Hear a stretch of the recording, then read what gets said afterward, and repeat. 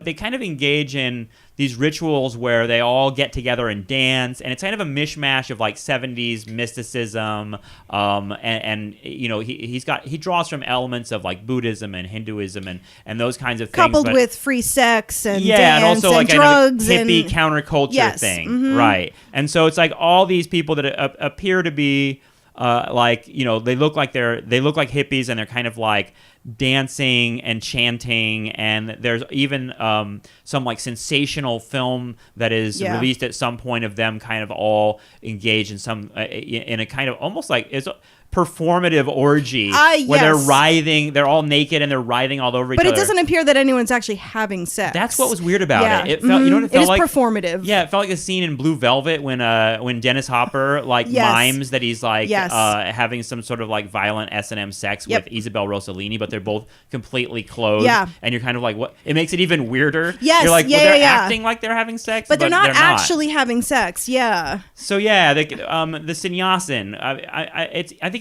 it's easy to be like annoyed by them, but what did you think of the sannyasin? Well, I think it's do you want them coming to your town? Well, I guess that's the question. This is what we argued about, not argued, but discussed the whole time we were watching every single episode of, well, I don't necessarily buy what they're buying, but but I think that they should be free to live how they want. But then the question is, yes, if they take over our entire town, how are we going to feel about that? Like, well, I don't know how I would feel about it. I guess I don't care. I mean, I don't care if they're showing up on at my door every day and handing me pamphlets. I'm going to start to get annoyed, but that's not actually what they were doing. So I don't it's hard. Yeah, it's really hard. And one thing I was thinking about is the Eastern mysticism thing, which, you know, I definitely went through a phase with that. I think everyone who, you know, is kind of a seeker from Southern California like comes to terms with mysticism at some point, and like Terrence McKenna and Timothy Leary, and I've definitely dabbled in all that counterculture stuff, and a lot of it I still really like.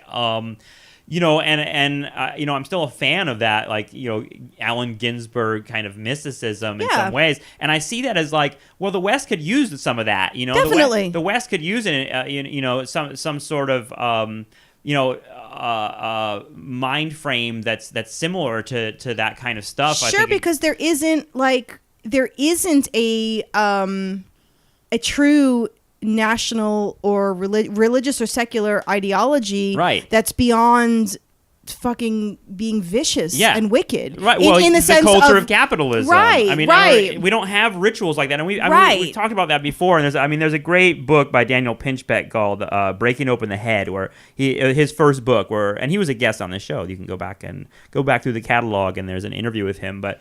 You know, a lot of the point of what he was saying was that America, you know, never developed this kind of like ritual culture. But as human beings, we really deeply crave that. It's an essential question. Who am I? Why am I? What am I supposed to be doing? So in that context, the sannyasin makes sense of like, you know, people that are looking for something and looking for something beyond the kind of material pursuit of, you know, consumer pursuit of material pleasures that became the kind of like hallmark of American society, particularly in the post-45 era. I mean, all this stuff really, you know, became popular. There was always streams of this in Bohemia in America. Right. But all this stuff really kind of blew up and became popular in the 1960s and 70s. Which is exactly when this is taking off. Right. So, like, the time is ripe for it, which is part of why it all feels, to some extent, without dismissing people's true, like, falling into it in belief systems and faith and all of that, it feels manipulative.